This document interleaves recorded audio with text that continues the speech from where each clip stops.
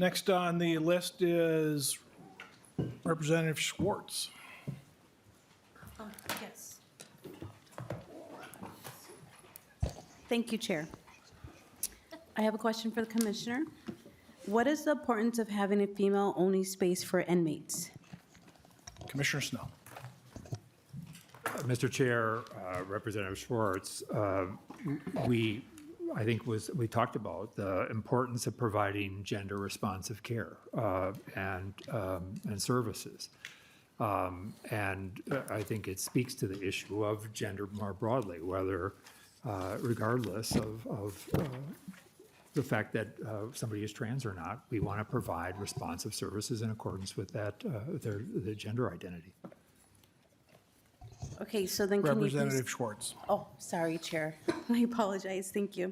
Commissioner, can you please tell me why does the Shakopee facility exist in the first place?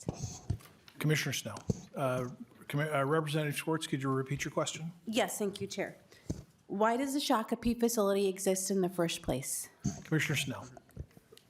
Mr. Chair, Representative Schwartz, Minnesota Correctional Facility-Shakopee is the state's women's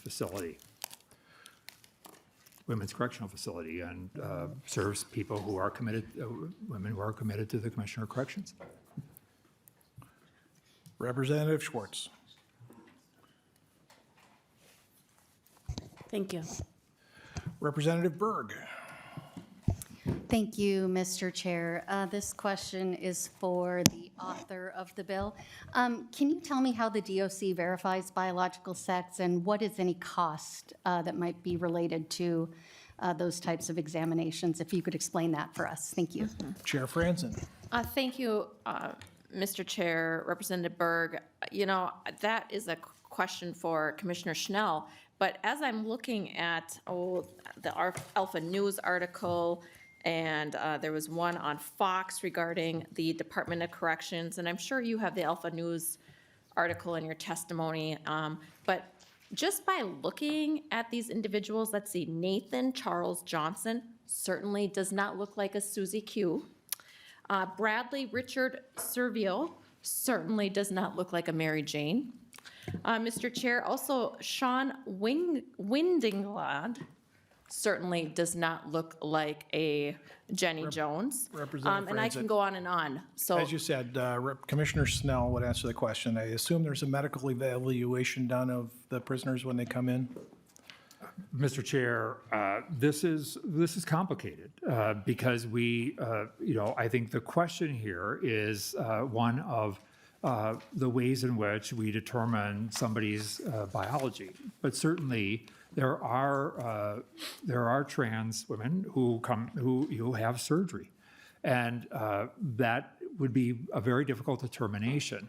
Really, it's the way to determine this is a person's biological status is really by looking at comprehensively through records, but that's not a reflection of gender as such. And so I think that this becomes the complicated feature. We do not conduct medical evaluations for the purposes of ascertaining a person's the status of a person's genitalia.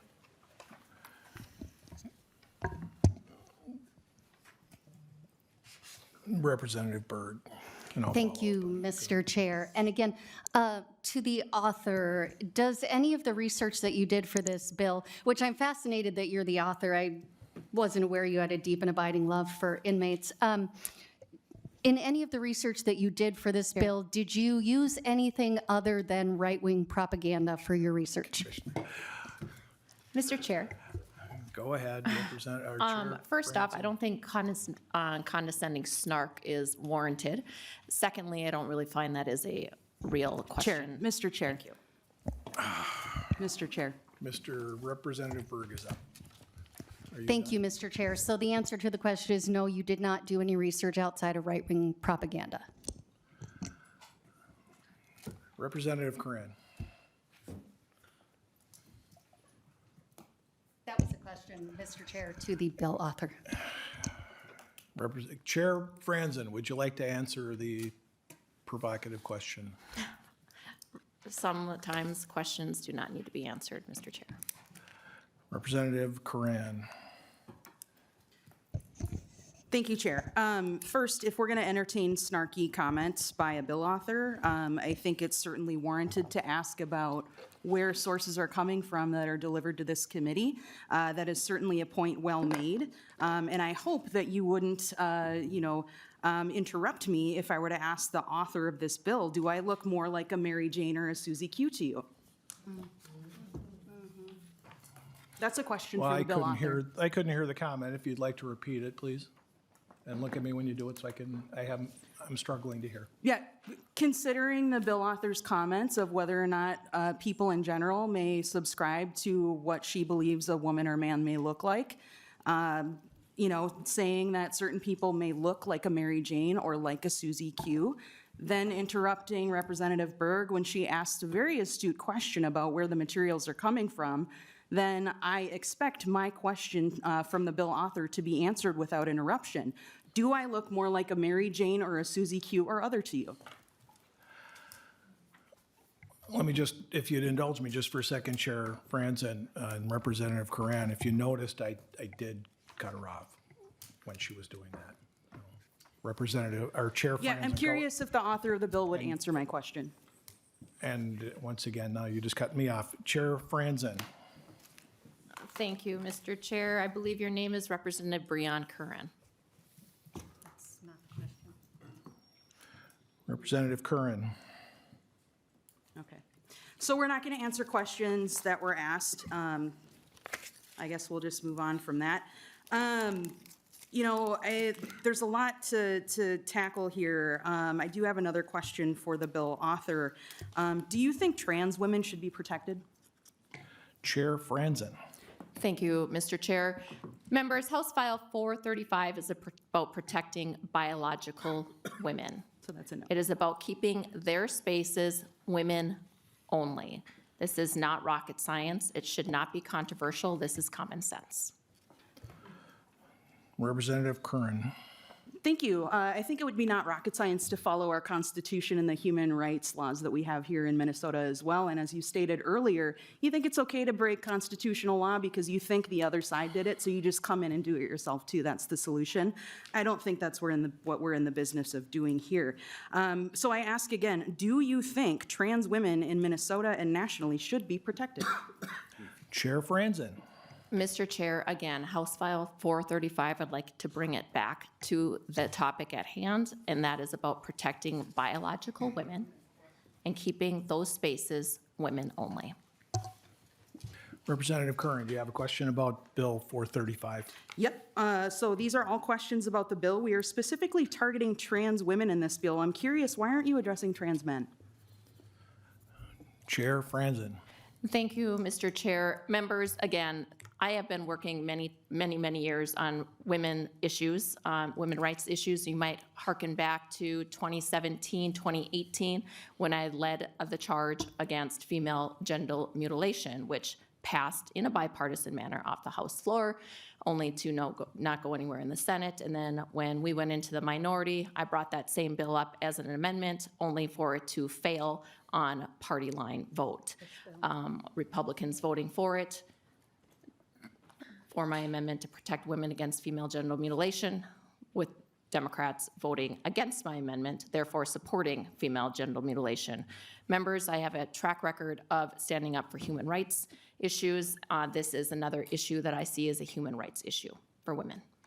Representative Coran. Thank you, Chair. Yeah, so trans women exist and so do trans men. I find it interesting that you refuse to answer questions that acknowledge the existence of people who are in this very room, myself included. So I'll move on to my next comment here. One of our members suggested that maybe we have more information on these issues. And I'm curious to the author of the bill, how much more information do you need to hear from the trans community that this isn't right? Chair Franson. Thank you, Mr. Chair and Representative Curran. Again, this isn't about hating on transgender. I get people want, that's what you want the headlines to be. This is about protecting women. The women who are imprisoned at Shakopee, along with the staff members that work for the DOC, have a right to be safe in their own places. This is about protecting them This is not about anti-trans anything. I know some people just want to play that in their head and pretend that they're victims. The real tragedy is that there are women in Shakopee that feel unsafe, and they're not being listened to from the Department of Corrections, and now they have come to the legislature for assistance. And that is our job. Our job is to listen to them and to protect their rights too. Those biological women and the staff that work there have rights too. Representative Coran. Yes, thank you. I have several more questions. I'm glad we came back after a brief recess. So there are growing concerns among the general public surrounding all this anti-trans rhetoric, including comments that you, the author, have made today. Anti-trans bills that have been introduced, stripping away rights to the point that people are afraid that over the next 4 years, they could be criminalized simply for existing as a queer or trans person.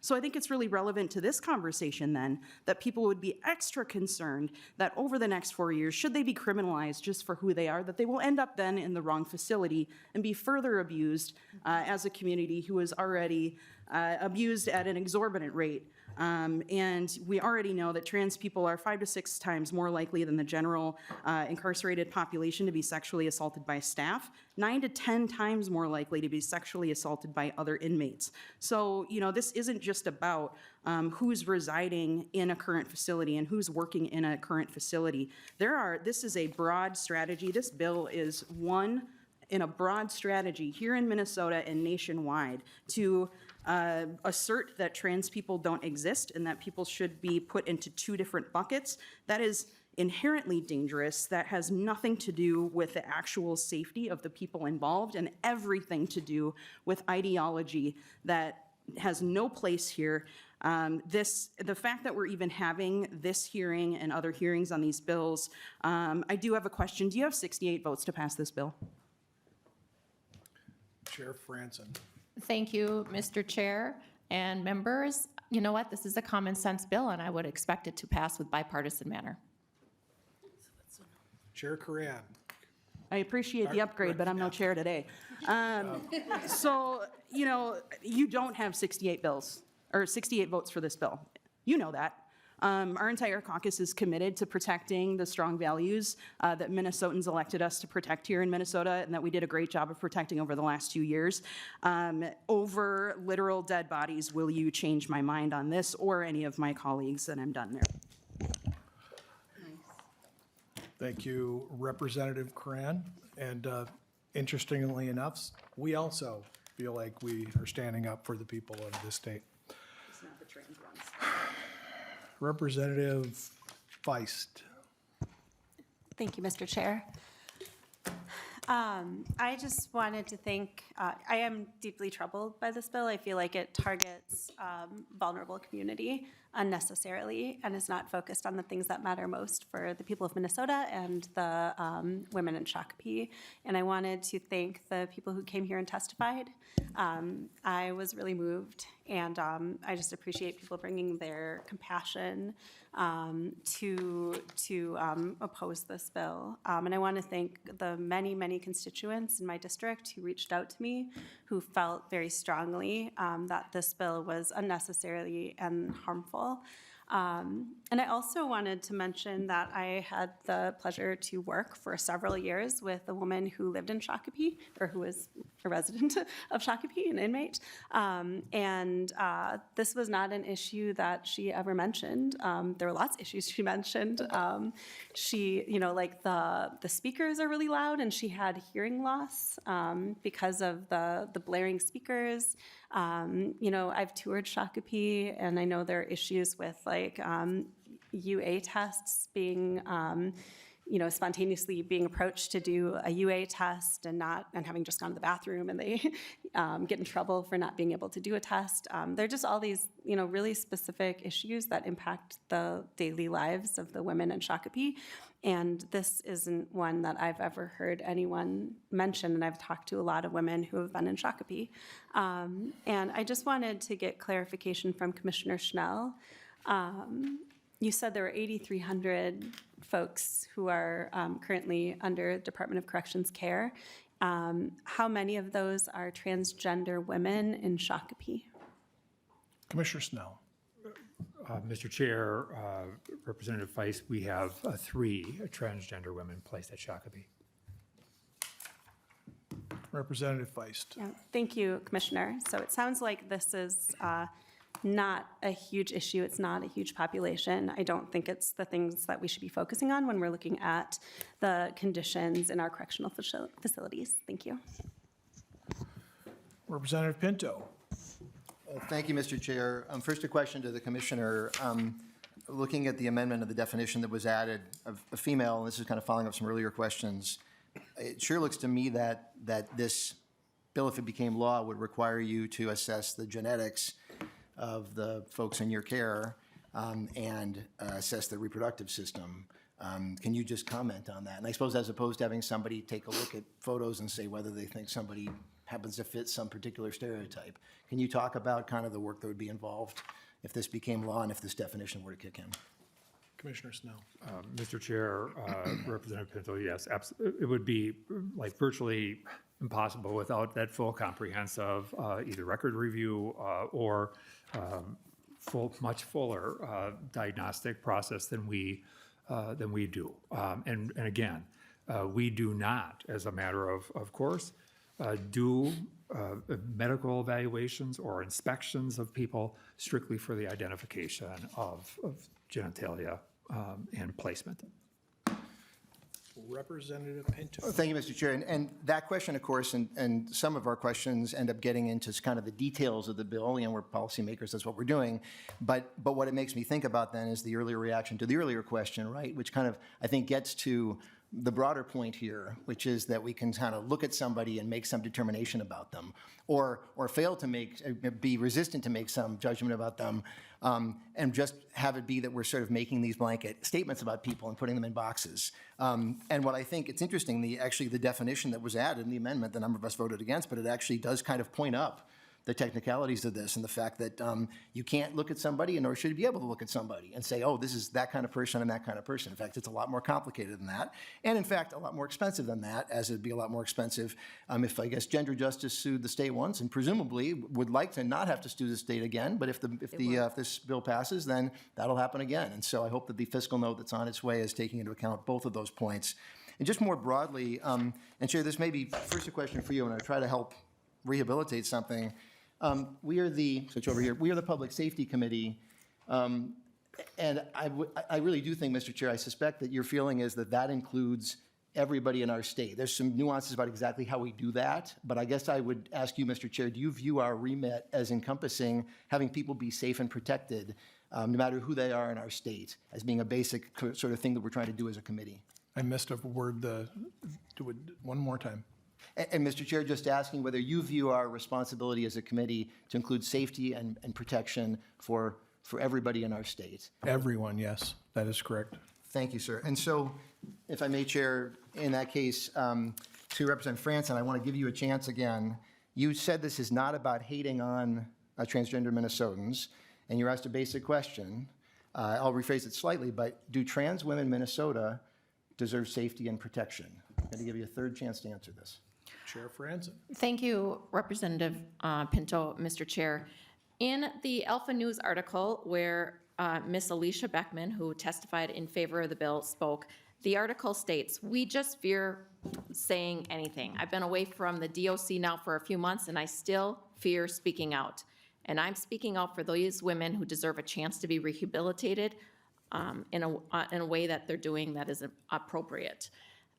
Mr. Chair and members, this is about making sure those women are in women-only spaces. I'm sorry, I'm not sorry, but trans women belong in a male facility. Chair or Representative Pinto. Thank you, Mr. Chair. And Representative Franson, I think that could have been a yes, a simple yes. It was not. And in fact, I feel like where you landed that answer is exactly the opposite. We know, and we've had discussion about this, that transgender Minnesotans are subject to far higher rates of assault and harassment and stalking. And to imagine that if somebody is in fact imagining that they would be, that there'd be safety for them in a men's prison, for trans women to be in a men's prison, I think is in fact the exact opposite. And it makes me concerned that with those answers that you provided 3 times now, that in fact having them be in a men's prison where they'll be less safe, I would certainly hope that that would not in fact be the point.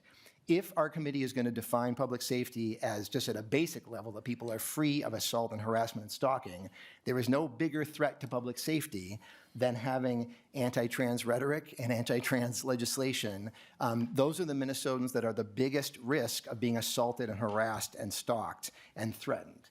And so for the sake of 3 people, we have this situation where we are, this is part of, has been discussed, this national wave of taking people in our society who are the most endangered and putting them in greater danger. I can think of nothing that is more awful than that. And I'm just so disappointed. And I'm really so disappointed that we cannot at least say that in the Public Safety Committee, everyone deserves protection. Thank you, Mr. Chair. Everyone deserves protection. It is that simple. It's a yes. And so for this bill, it is a no. Thank you, Mr. Chair. Representative Franson, do you care to respond to that? Our lead Moeller, you're last on the list. Could I just ask one question to Commissioner Snell? Commissioner Snell, maybe I missed something wrong. You said there's 3 in Shakopee that we are discussing that this bill would affect, but I believe you said there was a number like 49 before, a total in the correctional population. So where are the rest of them? Mr. Chair, we have transgender people across the system who've identified as transgender and are in various stages or just have brought forward that gender identification. Some have requested certain services, some of them are in the review process, but they are placed where in the initial facility upon intake until services are rendered through the policy process. Comment, Chair Franson? Yes, Mr. Chair, and I'm wondering if you have the answer to this or if perhaps Ms. Beckman has an answer for this, but I believe that some of the transgender individuals that were at Shakopee were eventually transferred out of that facility and put in a facility that matches their biological gender. Could you Well, You that have would be that a question answer, for or- Representative, or for Commissioner Snell. Mr. Chair, Chair Franson, one transgender woman was removed and placed back at the other facility based on some information that we had received and reviewed. Thank you. Representative Hudson. Thank you, Mr. Chair. Commissioner Schnell, when you were describing earlier the process through which any inmate who identifies as trans requests to be transferred from a male facility to Shakopee, it stuck out that you referenced taking into consideration how they feel about their safety. Was that an accurate description? Commissioner Snell. Mr. Chair, yes, their view on their own safety has to be given consideration. Representative Hudson. Thank you, Mr. Chair. Thank you, Commissioner Schnell. So let me ask a hypothetical that I think I know the answer to, but I'd like to get it on the record. So let's say there's a male incarcerated person in a male correctional facility who, for whatever reason, feels as though he is not safe in that environment. Perhaps there's a history of incidents to substantiate a lack of safety, and feels as though he would be safer if transferred to Shakopee. Is there a path to make that happen? Commissioner Snell. Mr. Chair, no, that would not be. There are other management tools we would use in that case. Representative Hudson. Thank you, Mr. Chair. Thank you, Commissioner Schnell. That's interesting. So it would seem as though that what hinges on this decision of whether or not we're going to even consider transferring an incarcerated person from one facility, from a male correctional facility to Shakopee, is not actually their safety or the likelihood of them having issues in that area, but rather their claim to a particular gender identity. If they don't have that claim, then no matter what safety concerns exist for what any other reason, there is no mechanism for them to be transferred to Shakopee. It's also interesting because it suggests that there are other ways of mitigating safety concerns that don't involve transferring incarcerated people from a male facility to the female's facility at Shakopee. Could you expound upon what some of those contingencies are? Commissioner Snow. Mr. Chair, Representative Hudson, I think one of the things I want to be clear is that the view of that individual's safety is one of 9 factors. And so we're talking about a comprehensive range of factors that are considered, number one. Number two, remember, being transgendered speaks to the fact that these are, we are talking about how do we deliver gender responsive care. Again, when we look at this through the lens of what the American Medical Association, how it regards gender dysphoria, as we look at this through kind of all of the WPATH considerations around the care and the provision of services to transgendered people. These are the things that inform our policy.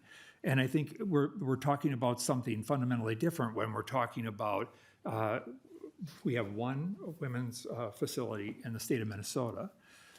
We have 10 other male facilities that we can manage populations in a whole variety of ways. But remember, we're talking about one factor among many considerations, 9 different considerations that we look at relative to this. Representative Hudson. Thank you, Mr. Chair. So if that fundamental gender identity claim does not exist, do any of the other 8 considerations matter at all when it comes to the potential to be transferred from a male facility to the facility at Shakopee?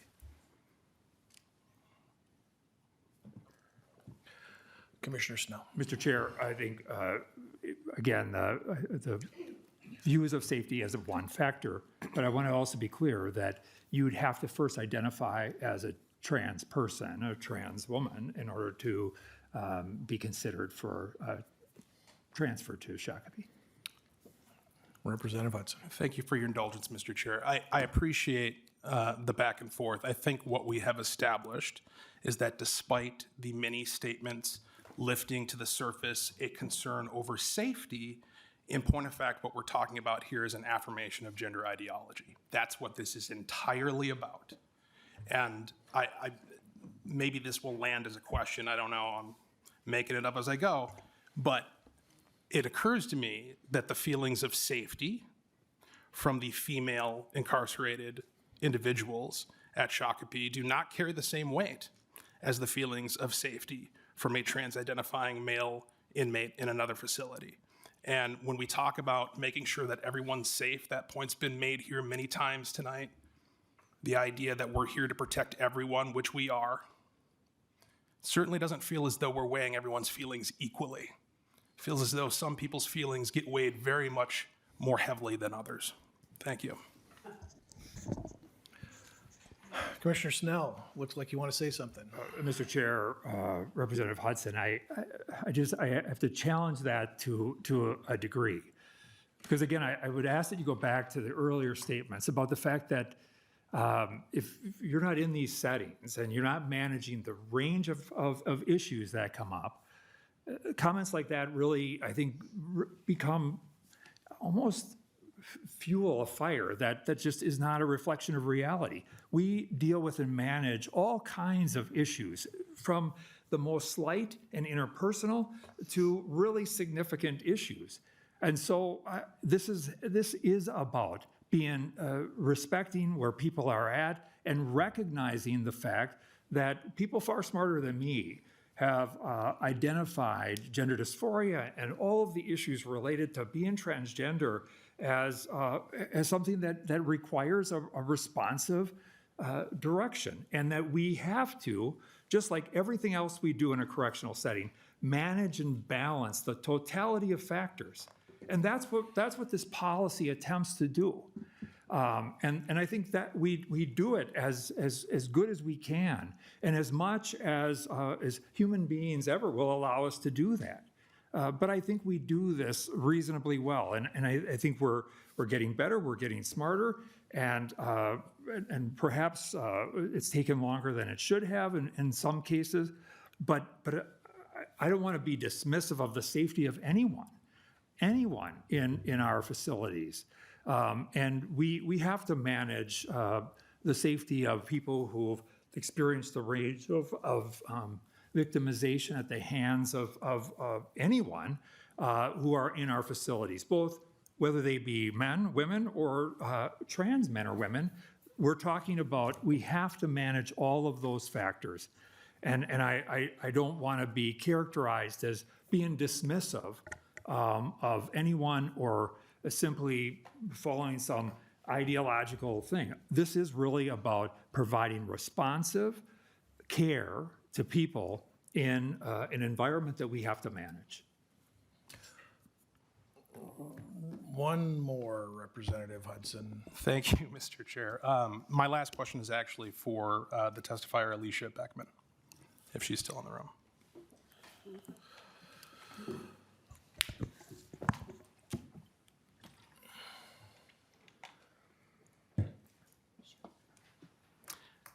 So I'll begin as you're taking your seat. You've sat here and you've listened to all this discussion and testimony and back and forth. We are hearing of this process through which we manage and balance different factors on a scale in order to determine what the best way to provide people with their needed services is. As someone who was working on the ground, dealing with it face to face, do you believe, and can you expound upon the degree to which the safety of the female inmates, as defined in this bill, in Shakopee, factors into that weighing and balancing? Testifier Beckman. Thank you. I do not believe the safety of the women of Shakopee has been taken into consideration at all. I think that it goes to show that the fact that nobody was told that a trans was being transferred to Shakopee, and the lack of training, the lack of town hall meetings. We had town hall meetings left and right over the past several years at Shakopee, and there has not been one meeting to discuss the transfer of trans into Shakopee Correctional Facility. I did not walk away from a career I love because one or two women says, I don't feel safe. It is a feeling amongst a large majority of the women there and a large majority of the staff. There is a reason there are staff shortages. There are reasons that staff are leaving in droves, and it is because we are not being listened to. The women of Shakopee are not being heard. If this truly was not a gender issue, then we might as well get rid of the Women's Correctional Facility. Representative Mueller. Thank you, Mr. Chair. And I'm going to have a question for Commissioner Schnell, if he can come back up. But while he's doing that, I'm just going to say it seems like there is this underlying inference that transgender women are more likely to commit crimes than other people, and that is absolutely false. As has been said repeatedly, transgender women are more likely to be victims of crime. We are talking about 3 transgender women who are women. Transgender women are women. We are talking about 3 people out of 8,300 in the whole system. That's 0.036% of our prison population. And the fact that we're hearing from some staff that are saying that other women aren't safe and they're not safe, I actually want to talk about sexual assaults against women by men. And Commissioner Schnell, I would like to know about the recent lawsuit that DOC was involved in because of a male CO that assaulted a female. Commissioner Snell. Mr. Chair, Lead Mueller, well, these are not things that anybody likes to be in the position of doing. I recently, in October of 2024, settled a lawsuit over a former staff member, a male staff member who was providing a transport for a woman from Shakopee, and during the course of that transport, sexually assaulted the woman, incarcerated woman from Shakopee. And as a result of that, CO was subsequently and rightly prosecuted and convicted of that crime, number one. And number two, it resulted in us, along with the Attorney General's office, analyzing the facts of that case. And in the interest of the taxpayers of Minnesota, was to settle that lawsuit for $500,000. I think these cases are unfortunate and certainly not things that we want to have happen ever in our setting. But I think it does reflect the fact that you know, issues of risk and threat come from all over. And we, again, have to manage that as much as we manage anything else. Lead Mueller. Thank you. That's right. Risk and threat come from all over. It can be other inmates upon inmates, as you said. It can be staff upon inmates. But this falsehood that transgender women, who are women, are more likely to commit crimes than other non-transgender, cisgender people is just simply false. And it's also based on hateful rhetoric. We hear a lot in this committee about rhetoric and why words matter and how rhetoric matters. And words matter. The fact that we're having this hearing now matters. Transgender people are being erased. They're dying. And this doesn't help. I don't know why you're looking to the side. That is true. And it doesn't help to have committee hearings like this where you're in air quotes saying transgender. It's really offensive, it's hateful rhetoric, and people are going to get hurt because of that. I'll also just say that there was talk about the Constitution, and you know, we talked about other bills, and yes, things get challenged all the time. People raise questions about constitutionality, but we know this is unconstitutional, and we took an oath to uphold the Constitution. So if this bill goes forward, which it won't because we don't have 68 votes, it will be in violation of the oath that we took to the Constitution. Thank you. Representative Franson, would you have any closing remarks? Thank you, Mr. Chair and members. Thank you for listening to my non-controversial bill today. I